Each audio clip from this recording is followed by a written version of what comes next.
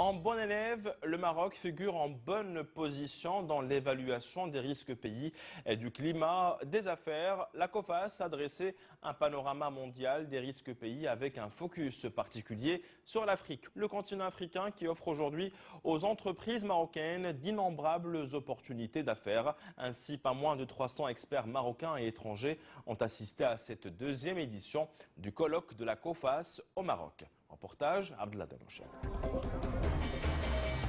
Dans une région tourmentée par les tensions politiques et affectée par les soubresauts de la crise économique, le Maroc a su tirer son épingle du jeu. Une stabilité qui a poussé la COFAS à maintenir la note du royaume à A4, aussi bien pour le risque pays que pour le climat des affaires. Une bonne évaluation dictée par le dynamisme de l'économie marocaine.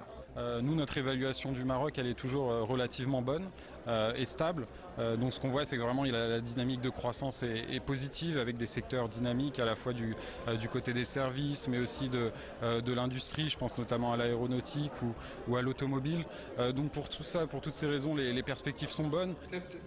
Profitant de la présence de 300 experts marocains et internationaux lors de ce colloque, la COFAS a fait un focus sur l'Afrique, ses risques et ses perspectives de croissance. En 2014, le continent devra afficher un taux de croissance de 7,2%.